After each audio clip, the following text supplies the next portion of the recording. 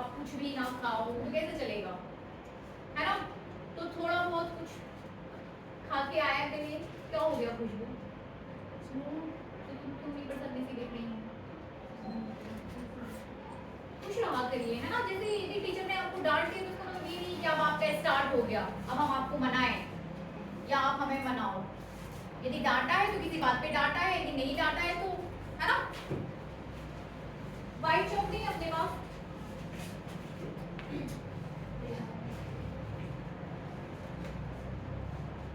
प्रकाश का अपवर्तन बताएगा कोई मुझे, प्रकाश का अपवर्तन क्या है।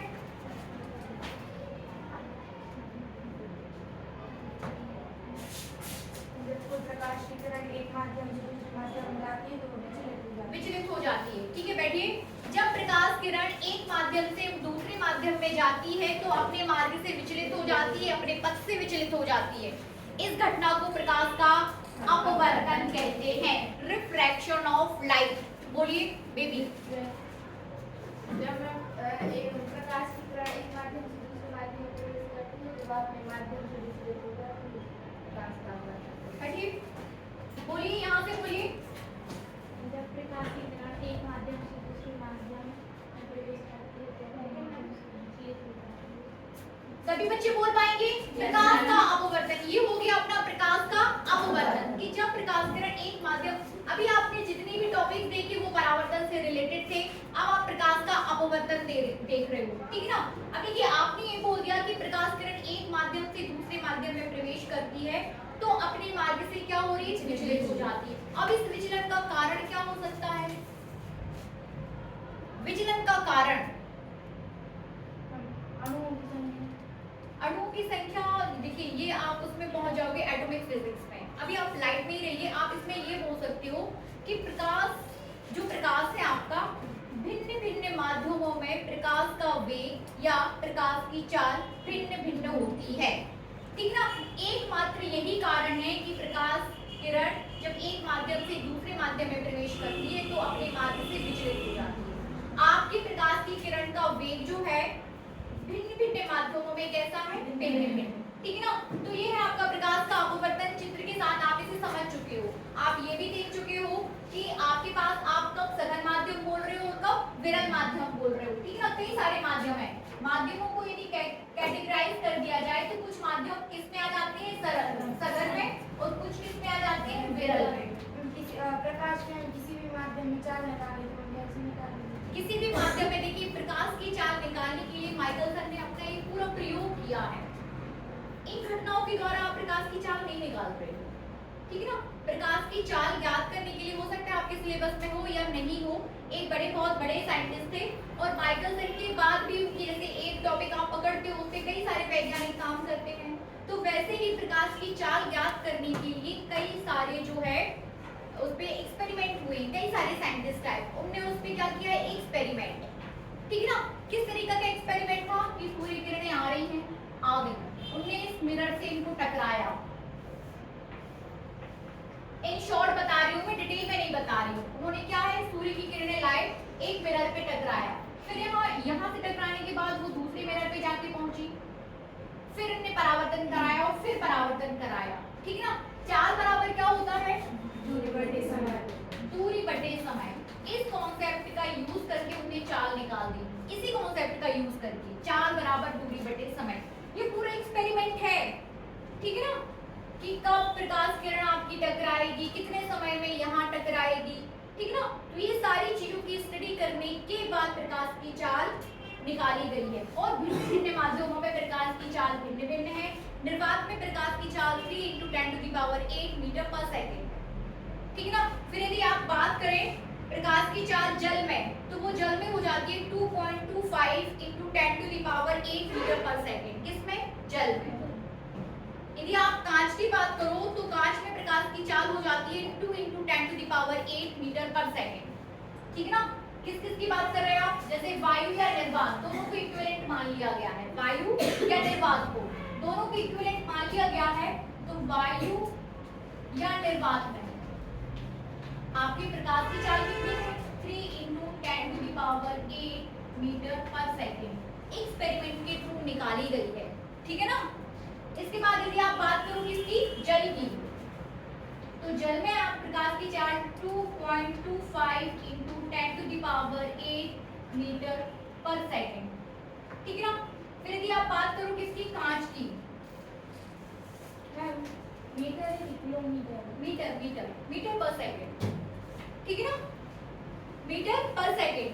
इसके बाद किसकी बात करें आप, कांच या ग्लास की, तो ये हो जाता है 2 इंटू 10⁸ मीटर पर सेकेंड। क्या समझ में आ रहा है आपको प्रकाश की चाल, जो आपके लिए पॉइंट्स आए हैं, क्या समझ पा रहे हैं आप यहाँ से,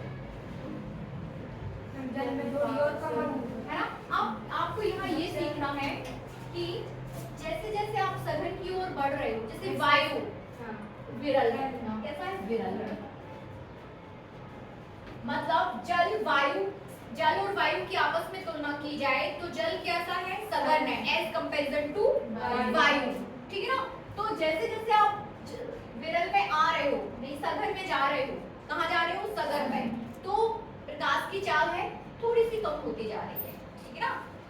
इन पॉइंट से आप यही यहाँ पे ये स्पष्ट है कि क्या, कि जैसे जैसे आप थोड़ा सा किस पे जा रहे हो, सघन की तरफ बढ़ रहे हो, तो प्रकाश की चाल क्या हो रही है, कम हो रही है, ठीक है। अब क्या, जब अब दो पॉइंट्स हैं आपके पास, आपके प्रकाश की चाल या तो सघन से विरल में जा रही है या विरल से सघन में, ठीक है ना।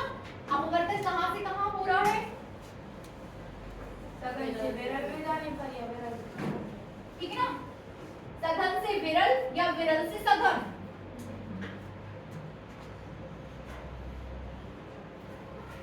आप इस पृष्ठ से पर अपवर्तन करा लो और यहाँ पर अपवर्तन करा लो, ठीक है ना। दो बार में अपन अपवर्तन देख लेते हैं। ये है आपका सघन माध्यम और ये है आपका विरल, ठीक है। फिर ये हो जाता है आपका, ये विरल हो जाएगा और ये हो जाएगा आपका सघन, सघन विरल। अभिलंब में डाल दो, ये अभिलंब मैंने यहाँ पर भी डाल दिया और यहाँ पर भी डाल दिया, एकदम सीधा, ठीक है ना।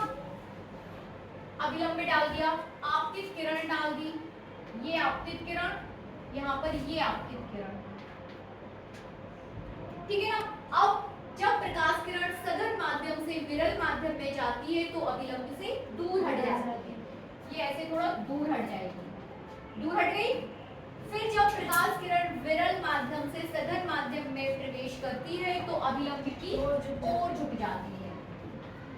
कारण क्या है, कारण ये है कि सघन में एज कंपैरिजन टू, इस माध्यम की अपेक्षा प्रकाश की चाल कम है और यहाँ पे विरल में प्रकाश की चाल ज्यादा है, ठीक है ना। अभी आपने सिर्फ ये बताया है, आप यहाँ पर ये भी देख सकते हो आप कि आप कौन सा सघन ले रहे हो।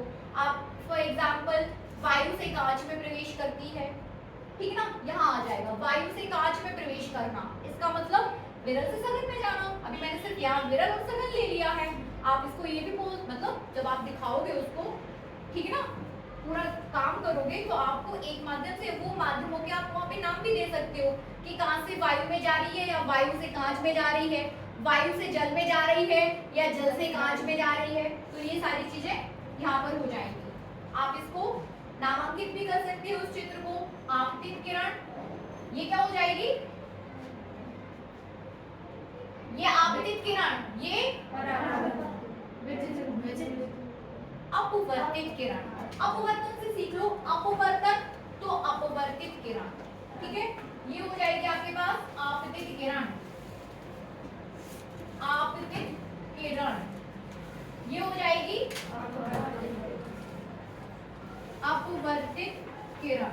इज दैट क्लियर, आपतित किरण, अपवर्तित किरण, ठीक है। ये हो जाएगा आपके पास आपतन कोण आई। हमेशा ही अभिलंब और आपतित किरण के बीच बनने वाला कोण। अब आप यहाँ कहीं एंगल मत बना दीजिए आई, ठीक ना, कहाँ कहाँ, अभिलंब, अभिलंब और आपतित किरण के बीच बनने वाला कोण ही आपका आपतन कोण कहलाएगा, ठीक है। वैसे ही अपवर्तित, ये कोण कैसा हो जाएगा, अपवर्तित कोण, अपवर्तित कोण, ठीक है ना, अपवर्तित कोण बनेगा। वहां पर, यहां पर आप इसको क्या बोल रहे थे, ये अभिलंब, ठीक है ना। ये आपने किरण को आपतित किया और ये क्या कर दिया, परावर्तित। जब परावर्तन की घटना है तो हमेशा ही ये होती है आपकी आपतित किरण, तो ये क्या हो जाएगी, परावर्तित किरण। Is that clear? परावर्तित किरण ये हो जाएगा आपका अभिलंब, ठीक है ना। तो आपतित किरण, परावर्तित किरण, यहाँ पर आपतित किरण, अपवर्तित किरण, ठीक है ना। अंतर कर पा रहे हैं? परावर्तित यदि अपवर्तन की घटना है तो अपवर्तित किरण, परावर्तन की घटना है तो परावर्तित किरण, ठीक है। यदि अपवर्तन की घटना है तो अपवर्तित कोण, यदि परावर्तन की घटना है तो परावर्तन कोण, ठीक है, बनेगा। तो ये हो गया आपका अपवर्तन और परावर्तन। अब हमें बात करनी है अपवर्तन की नियम की, ठीक है ना। बात करें,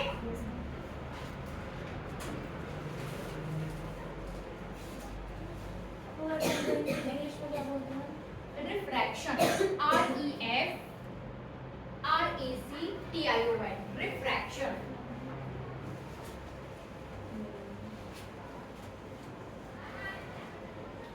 ठीक है। हम बात करेंगे अब अपवर्तन के नियम की, लॉ ऑफ रिफ्रैक्शन या अपवर्तन के नियम।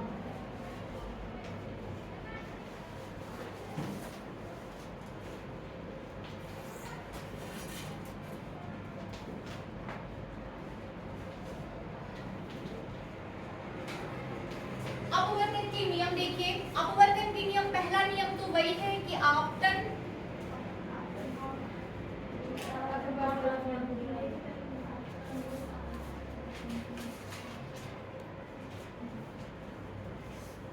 ठीक है ना, आपतित किरण, अभिलंब और परावर्तन शक्ति को बड़ी ध्यान ना, अपवर्तित किरण, ठीक है ना। आपतित किरण, अभिलंब और अपवर्तित किरण तीनों एक ही तल में होते हैं, एक ही बिंदु से जुड़े हुए होते हैं, ऐसा बोल सकते हो आप, ठीक है ना। पहला नियम हो जाएगा।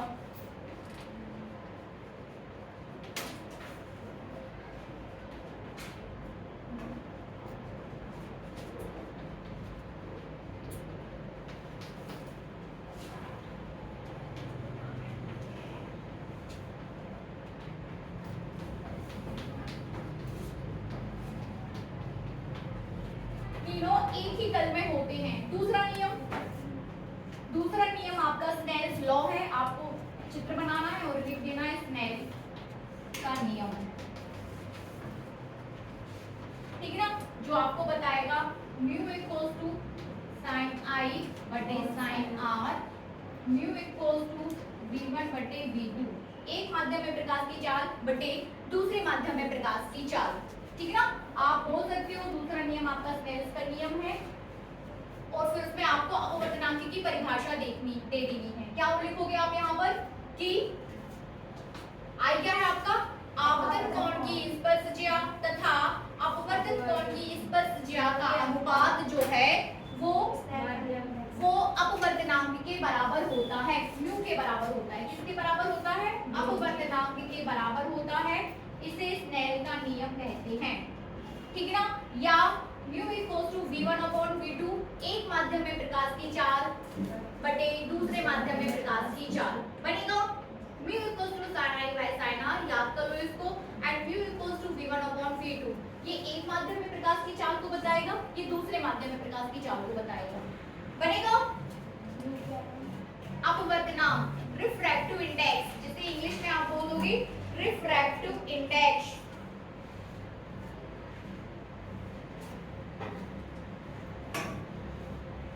बनेगा, बन जाएगा। अब आपको देखना है प्रकाश का उत्क्रमणीयता का सिद्धांत, प्रकाश का उत्क्रमणीयता का सिद्धांत,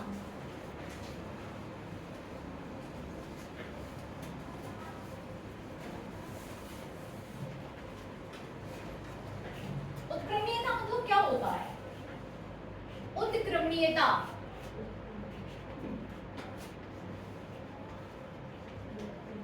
रिपीट होना, हाँ वेरी गुड, क्रमणीयता,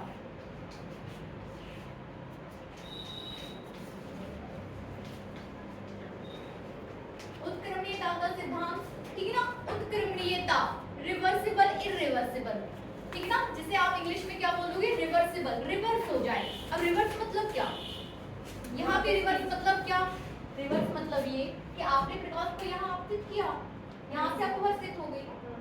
सेम इसी पर अब आप आपतित कर दो तो यहाँ से क्या हो जाएगी, रिवर्स हो जाएगी। ठीक है ना, यही है आपका उत्क्रमणीयता का सिद्धांत। मतलब जिस मार्ग से आपने प्रकाश को आपतित किया था वो अपवर्तित हो गई थी, तो जिस पॉइंट पर प्रकाश किरण को आप अपवर्तित कर रहे हो उसी पॉइंट पर अब आपको क्या करना है, आपतित कर देना है। चित्र आपका ऐसा बन जाएगा। इसका रिवर्स चित्र बनाना चाहे तो कैसे बनेगा, आप इस एंगल पर इसको क्या कर दो, आपतित कर दो, तो इस एंगल पर क्या हो जाएगी, ये अपवर्तित हो जाएगी। माध्यम आपका वही रहेगा, सघन और विरल।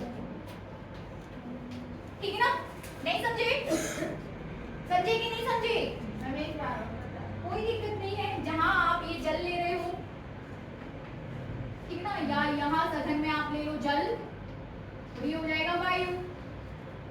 यहाँ पर भी क्या है, सघन में जल, माध्यम वही है और ये वायु। रिवर्स कर रहे हो, जिस पॉइंट पर आपने आपतित की थी यहाँ पर, और यहाँ से क्या हो गई थी, परावर्तित। अब वही चीज आपने क्या कर दी, रिवर्स में कर दी। यहाँ पर आपने इसको आपतित किया तो ये इसकी तरफ क्या हो जाएगी, अपवर्तित। उत्क्रमणीयता का सिद्धांत, उत्क्रमणीयता का सिद्धांत ये कहलाता है कि mu equals to sine i upon sine r, एक माध्यम से दूसरे माध्यम में। यदि आप इसको एक बोल रहे हो और इसको क्या बोल रहे हो, दो, तो यहाँ पर भी ये एक हो जाएगा और ये क्या हो जाएगा, दो। तो यहाँ पर ये म्यू 1 2 बराबर sine i upon sine r, तो म्यू 2 1 इक्वल्स टू क्या हो जाएगा, म्यू 2 1। इसका reverse sine r upon sine i, बस यही है इसका reverse, sine r upon sine i बनेगा। Any confusion, any confusion, no confusion. इसको आप ऐसे भी लिख सकते हो कि 1 म्यू 2 बराबर 1 बटे, ये ऐसे भी आ सकता है रिवर्स में, 1 म्यू 2 बराबर 1 बटे 2 म्यू 1। ठीक ना, ये रिवर्स का सिद्धांत है, इसको याद कर लो। इस पर बेस्ड आपको न्यूमेरिकल्स आते हैं। 1 mu 2 equals to 1 upon 2 mu 1, और यदि आप इसका क्रॉस प्रोडक्ट कर दोगे तो क्या हो जाएगा, 1 mu 2 equals into 2 mu 1 equals to 1। ठीक है ना, ये रिलेशंस याद रखिए। ठीक है, बनेगा, सभी से इजी है, बस थोड़ा सा कंफ्यूज हो जाते हैं तो वही मत। ठीक है ना, इजी है। ऑप्टिक्स क्या है, इजी चैप्टर है, फटाफट फटाफट टॉपिक सबके होते जाते हैं, बनेगा। चलिए अब हम बात करेंगे विभिन्न समांतर माध्यमों से प्रकाश का अपवर्तन। विभिन्न समांतर माध्यम हमें लेने हैं, साफ कर दो।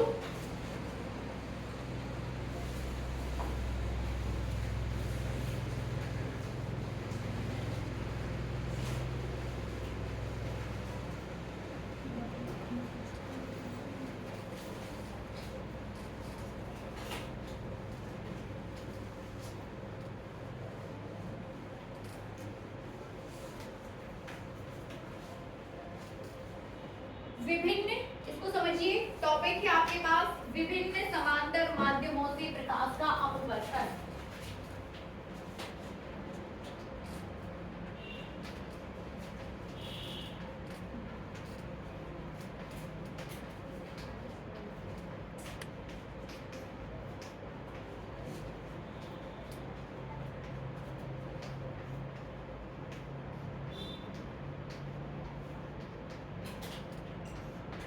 विभिन्न समांतर माध्यमों से प्रकाश का अपवर्तन। समांतर मतलब आपको दो से ज्यादा माध्यमों को कैसे रखना है, समांतर। वो माध्यम आप ले रहे हो वायु, जल, कांच और फिर वायु। ठीक है ना, देखिए चित्र देखिए, वायु, ठीक है ना,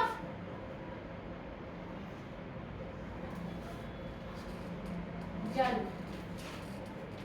ठीक है, फिर ये हो जाएगा आपका कांच, और फिर ये, फिर नीचे फिर वायु। इतना क्लियर है सभी को, सभी को। अब आपको क्या करना है, एक प्रकाश कर दो आप अभिलंबी खींच लो, ठीक है ना। और यहाँ पर अपन इसको क्या कर देते हैं,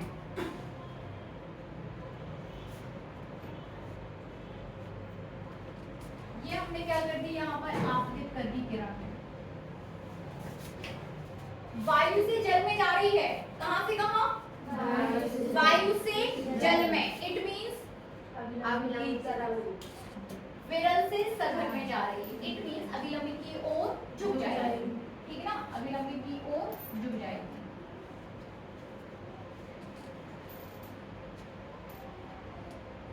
और जाके इसके सीमा पृष्ठ पर पड़ेगी, इसे आप बोलोगे वायु जल का संपर्क सीमा पृष्ठ, बोलोगे ना इस लाइन को, क्या बोलोगे इस लाइन को, ऊपर वायु है नीचे जल है, तो इस लाइन को क्या बोलोगे, संपर्क पृष्ठ। किसका संपर्क पृष्ठ है, वायु और जल का।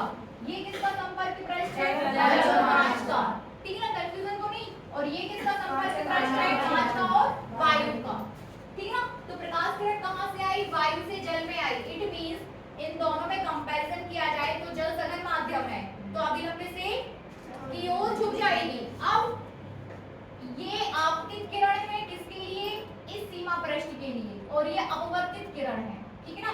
अब इस सीमा पृष्ठ के लिए ये वाली किरण क्या हो जाएगी, आपतित किरण, समझ रहे ना। ये इसके इसी बिंदु पर आप अभिलंब खींच लो। अब जल से कांच में प्रवेश कर रही है, इट मींस फिर भी आपकी कैसे जा रही है, विरल से सघन में जा रही ना। आप जल को विरल बोलोगे, अब इसके कंपैरिजन में आपका जल सघन था, ठीक है ना, लेकिन कांच के संपर्क में जल कैसा हो गया, विरल, ठीक है। तो अब विरल से किस में जा रही है, सघन में, तो अभिलंब से अभिलंबी की ओर झुक जाएगी, ठीक है ना। सघन विरल से इसमें सघन में जा रही है, तो अभिलंबी की ओर इसको झुका दो, झुका दिया,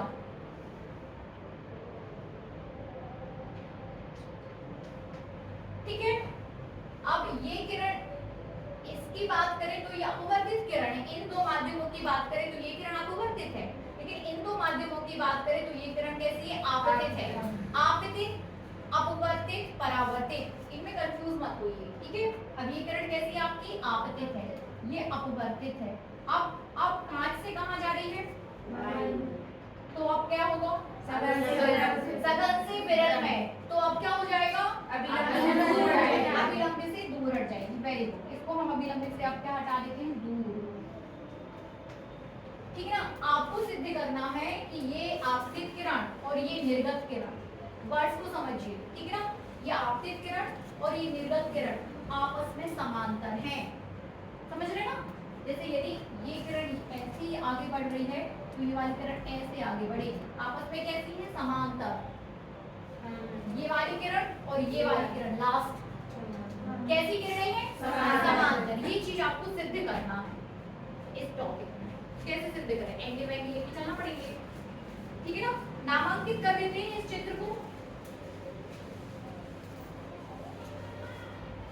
इसको नाम दिया गया है ए बी, फिर बी सी, फिर सी डी और डी ई, दे लीजिए।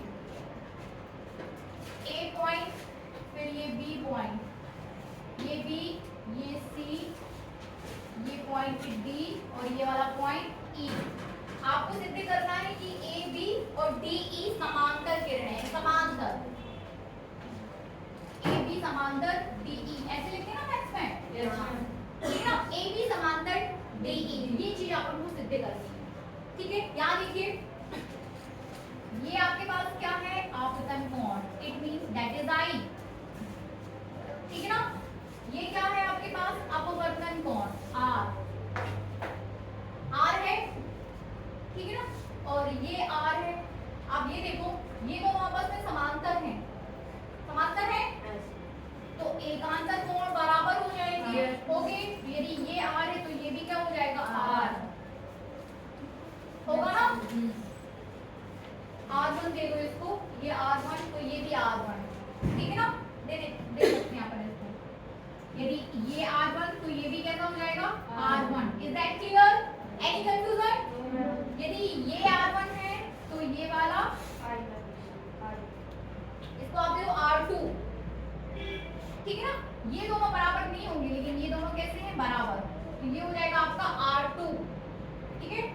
ये R2, तो फिर ये वाला भी क्या हो जाएगा, R2 होगा ना। ये दोनों आपस में बराबर, तो ये दोनों आपस में बराबर, ये R2 हो जाएगा और ये नीचे निकलेगा। तो यदि ये I है तो इसे फिर आप दे दो I2 दे दो, R3 दे दो इसे, क्योंकि अपवर्तित किरण है इसलिए R3 दे दो। एंगल्स क्लियर हुए आपको,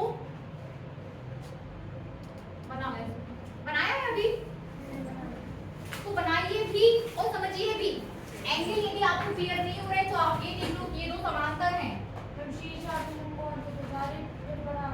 नहीं, कैसे बराबर हो जाएंगे, क्यों, आपकी तिर्यक रेखा तो अलग अलग जा रही ना, तिर्यक रेखा तो अलग, सारे कोण नहीं बराबर होंगे। जैसे ये दो समांतर रेखाएं हैं,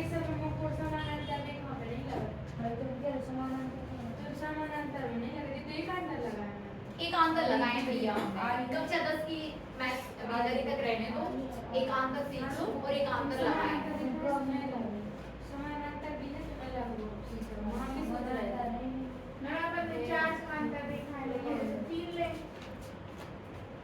तीन लोगे तो कांच, तीन में क्या,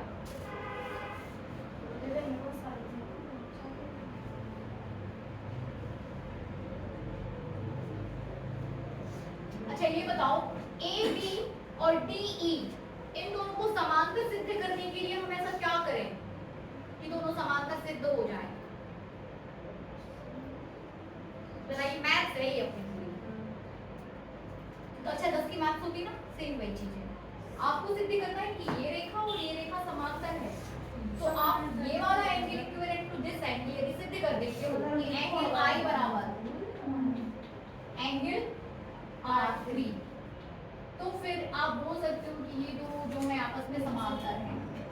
यदि ये एंगल इस एंगल के बराबर है तो आप बोल सकते हो कि दोनों रेखाएं आपस में कैसी हैं, समांतर, ठीक है ना।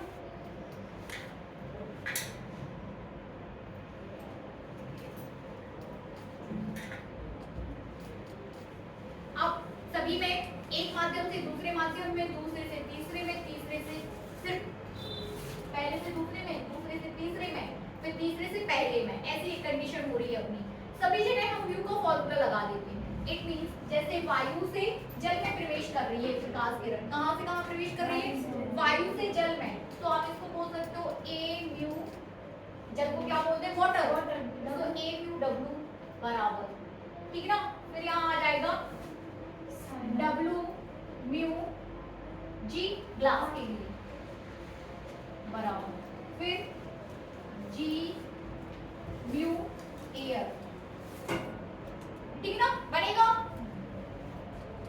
एक माध्यम से दूसरे माध्यम में, वायु में प्रकाश की चाल आपकी क्या है, V A, V W, V W, V G, V G, V A. अपन ने लिखा था ना कि म्यू बराबर एक माध्यम, अपन पढ़े ना अभी, म्यू बराबर एक माध्यम में प्रकाश की चाल बटे दूसरे माध्यम में प्रकाश की चाल। यदि ये कॉम्बिनेशन आपका ए म्यू डब्ल्यू है तो वायु में प्रकाश की चाल बटे जल में प्रकाश की चाल, ठीक है ना। फिर वैसे ही जल में प्रकाश की चाल बटे ग्लास में प्रकाश की चाल, ग्लास मींस कांच, फिर कांच में प्रकाश की चाल बटे वायु में प्रकाश की चाल। अब क्या करो, साइन आई साइन आर वाला भी लगा दो,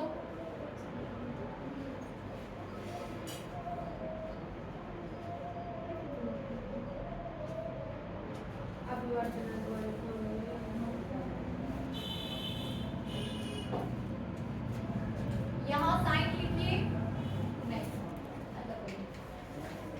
साइन, नीचे भी साइन, साइन साइन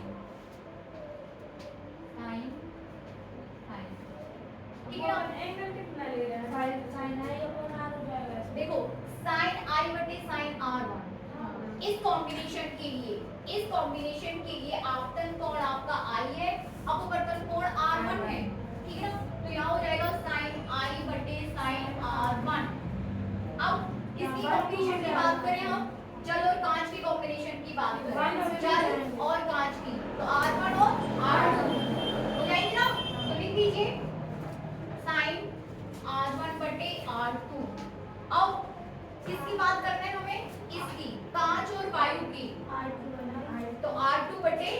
R3 लिख दीजिए, सही जा रहे हो, R2 बटे R3।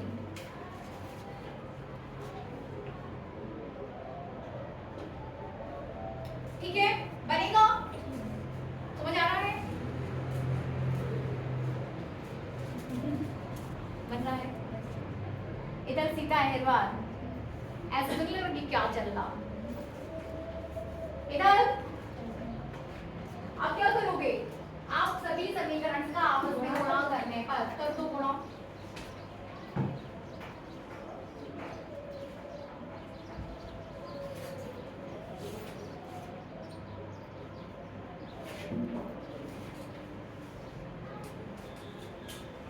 सभी समीकरण का आपस में गुणा करने पर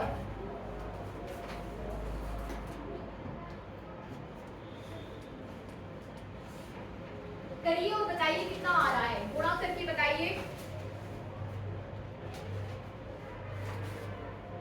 इसके बाद एक टॉपिक और हम कंप्लीट करेंगे, वास्तविक गहराई तथा आभासी sin I upon sin R equal to 1 आना चाहिए। आया? यदि सभी समीकरण का आप आपस में गुणा कर दो, इट मींस मैं यहाँ कर दूं, दादी फैला दिया फिर मैंने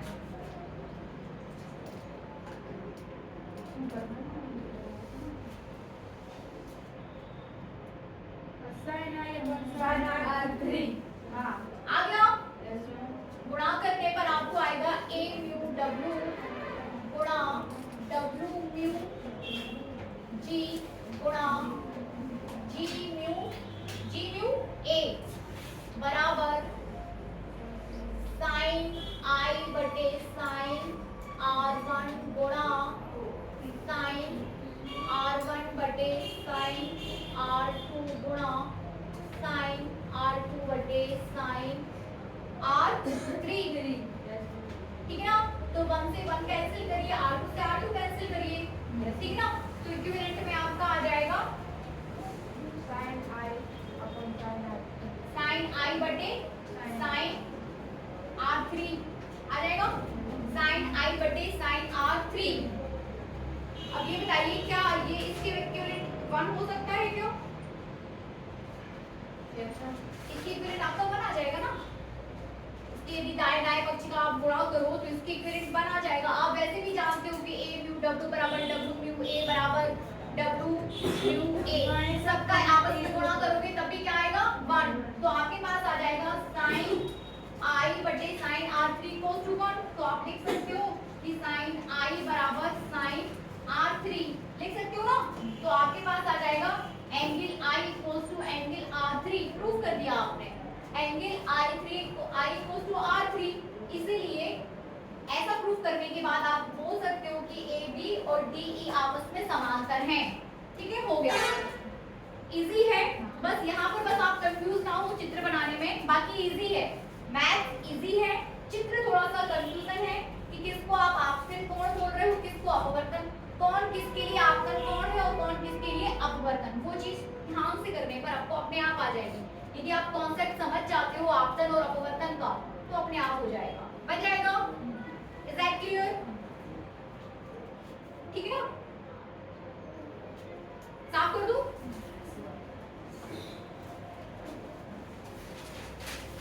इस कॉन्सेप्ट का यूज यदि ये नहीं आता है तो इससे न्यूमेरिकल्स आते हैं, समझ रहे हैं?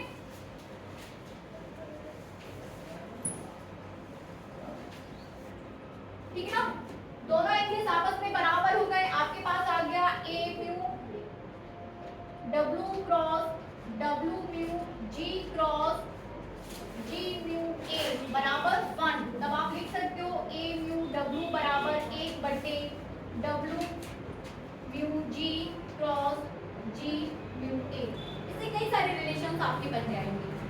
ठीक है ना, इस तरीके के रिलेशंस और बेस्ड न्यूमेरिकल्स आपसे पूछे जा सकते हैं, बन जाएगा। चलिए आगे बढ़ते हैं। ठीक है, हेडिंग दीजिए वास्तविक गहराई, आभासी गहराई तथा अपवर्तनांक में संबंध। वास्तविक गहराई, आभासी गहराई तथा अपवर्तनांक में संबंध, ये साफ कर दूं?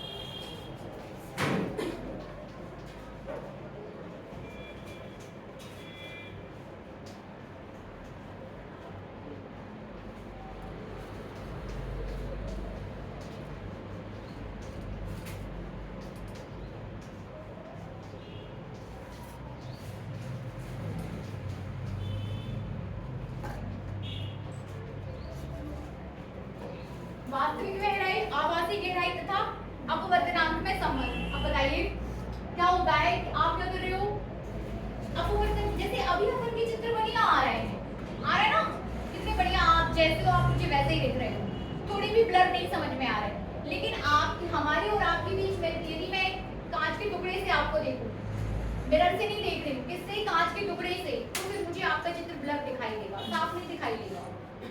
बात समझ में आ रही? ऐसा क्यों होता है? ऐसा अपवर्तन की घटना से होता है, ठीक है ना। ऐसा क्यों होता है? ऐसा अपवर्तन की घटना से होता है। आप यदि अपना चित्र जल में देखते हो तो कैसा दिखता है? साफ दिखता है? नहीं दिखता ना। क्यों होता है ऐसा? अपवर्तन की घटना से, ठीक है ना। सेम वैसे ही यदि आपके पास कोई एक कंटेनर है, ठीक है, उसमें आपने क्या डाल दिया, एक सिक्का डाल दिया, और आप उसको देख रहे हो, तो वो जितनी वास्तविक गहराई पर होगा उतने पर आपको दिखाई नहीं देगा, वो थोड़ा सा आपको उभरा हुआ दिखाई देगा। इसे भी, ये भी क्यों होता है? अपवर्तन की घटना से, ठीक है ना। तो वही वास्तविक और आभासी गहराई में हमें संबंध स्थापित करना है कि दोनों के बीच क्या संबंध है। टॉपिक क्लियर हो रहा है? क्या करने वाले हो आप? आपके पास एक कंटेनर है, उस कंटेनर में आप क्या डाल दो, एक सिक्का, कोई भी सिक्का, जरूरी नहीं सिक्का, अब ये नहीं बोले कि मैम ने सिक्का बोला, तो कोई भी वस्तु डाल दो, आप कोई भी एक ऑब्जेक्ट उठा के डाल दो, आप खुद पानी में चले जाओ, ठीक है ना, और आपकी कोई फ्रेंड आपको देखेगी, तो आप क्या करोगे, थोड़े से उभरे हुए दिखाई दोगे, ठीक है।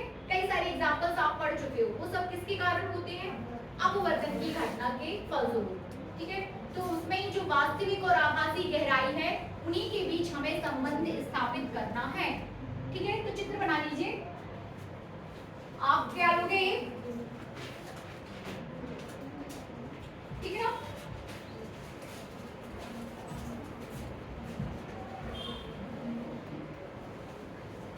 ये आपके पास एक कंटेनर है,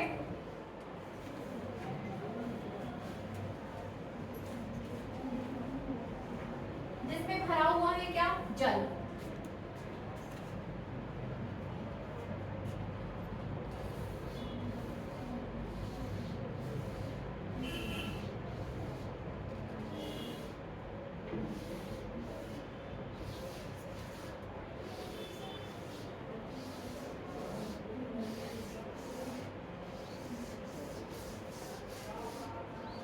ये आपके पास क्या है, जल, और ये आपके पास क्या है, वायु, और ये डला है यहाँ पे सिक्का,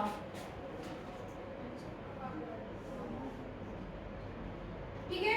अब क्या करना है आपको, यहाँ से किरण चलेगी, इट मीन्स जल से विरल में जा रही है, सघन से विरल में, प्रकाश किरण को डाल दो आप यहाँ पे,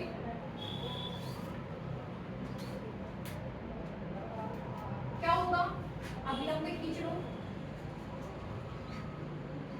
सघन से विरल में जा रही है, क्या होगा, दूर हट जाएगी, दूर हट जाएगी, इसको दूर हटा दो,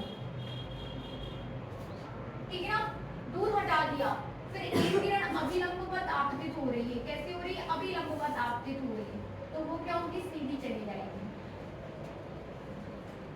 बना दीजिए सीधा, और इसको कर दो थोड़ा वापस,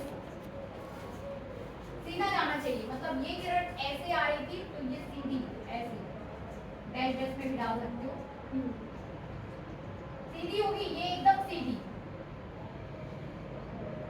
तो ऑब्जेक्ट आपको यहाँ दिखाई देगा, यहाँ इमेजनरी इमेज इसकी यहाँ बनेगी, मतलब यदि आप यहाँ से देख रहे हो, ये आपके पास यदि आई है तो ऑब्जेक्ट कहाँ है, यहाँ पर, यदि यहाँ से आपके आंख तक किरणें पहुंच रही हैं, दिखाई कहाँ देगी, आई पर, ठीक है ना। बनेगा, चित्र बनाते बन रहा है सभी से? एनी कंफ्यूजन बताइए, मन लगा के चित्र बनाइए, और बताइए क्वेश्चन करिए। उसका वो अभिलंब, मैम ये कौन सी किरण हम यहाँ से डाली, उसका अभिलंब वो समझ नहीं, इसमें जो आपने पहले किरण, देखो एक किरण, ये ऑब्जेक्ट है, इसको तो समझ रहे हैं ना। हाँ, इस ऑब्जेक्ट से चलने वाली किरणें क्या है कि जैसे ही विरल से, सघन से विरल में जाएंगी, अभिलंब से दूर हट गई, ये हटा दी मैंने। एक किरण को आप क्या कर रहे हो, अभिलंबवत आपतित कर रहे हो इस सरफेस पर, इसकी सीमा पृष्ठ पर, कांच के और वायु के सीमा पृष्ठ पर आपने क्या किया, अभिलंबवत आपतित किया, तो वो डायरेक्ट चली जाती। जब भी चाहे आप परावर्तन करो या अपवर्तन करो, यदि आप 90 डिग्री पर किरणों को डाल रहे हो तो वो 90 डिग्री पर ही वापस निकल जाएंगी। क्योंकि आपतन अपवर्तन है इसलिए वो निकल जाएंगी, परावर्तन होता तो यहाँ से वापस आ जाती। ठीक है ना, क्योंकि क्या है ये अपवर्तन है इसलिए निकल गई एक माध्यम से दूसरे माध्यम में। परावर्तन होता और 90 डिग्री पर डालते तो फिर इसी डायरेक्शन में वो वापस आ जाती। आपको एरो यहाँ ना बना के फिर ये वाला एरो इस डायरेक्शन में नीचे हो जाता।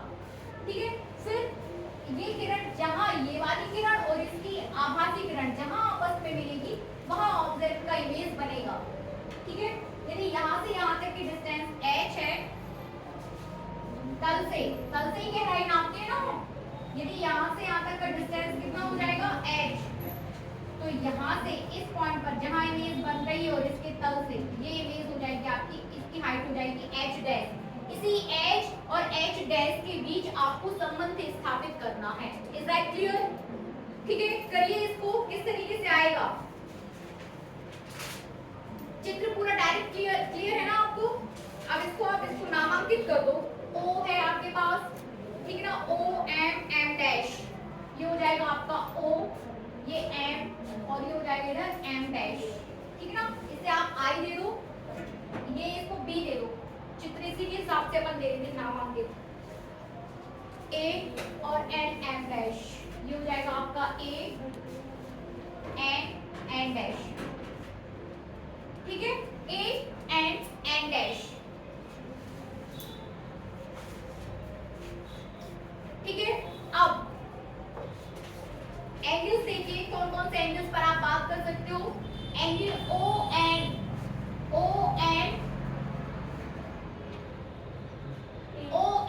डैश की भी हम बात करें, O A N डैश, ठीक है ना, ये पूरा angle O A N dash. आप दो त्रिभुज ले लो यहाँ पर, दो कौन कौन से त्रिभुज यहाँ पे बन रहे हैं, एक तो ये पूरा समकोणिक त्रिभुज ये वाला और एक ये वाला। कौन कौन से त्रिभुज की बात करें आप, समकोण त्रिभुज बताइए कौन कौन से बन रहे हैं। AOM,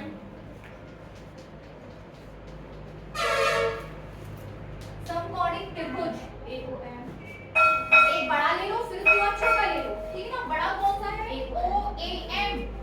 ठीक है ना, समकोणिक त्रिभुज OAM व AMI,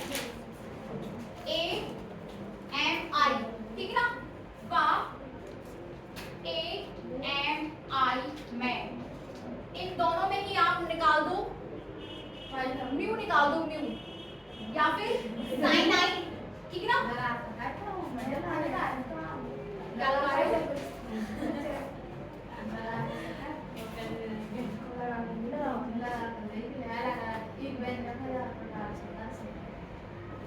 एंगल्स बताइए, एंगल्स यहाँ पर देखिए, फिर आपको वही समांतर रेखाओं वाला लग जाएगा आपका।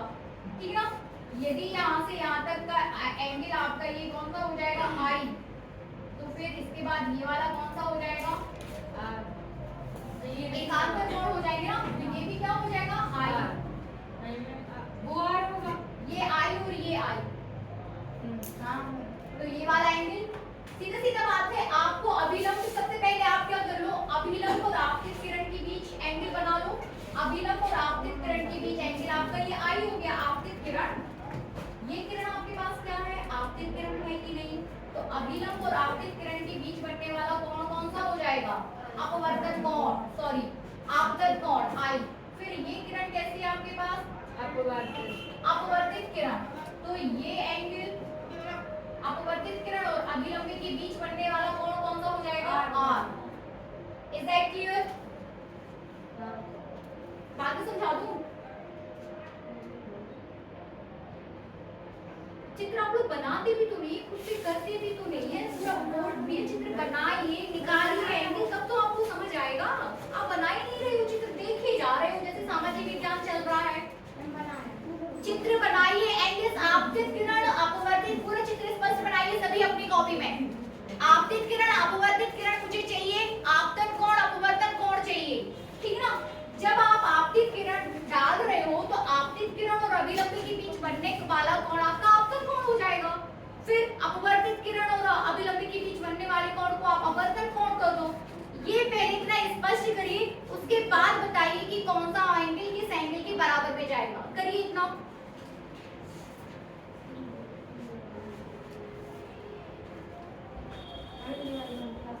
ठीक है, आप लोग इसको कर लो, इसको अपन नेक्स्ट टाइम कर लेते हैं। ठीक है, कुछ नहीं था इसमें। ये एंगल इस एंगल के ये एंगल आपतन था, ये अपवर्तन था।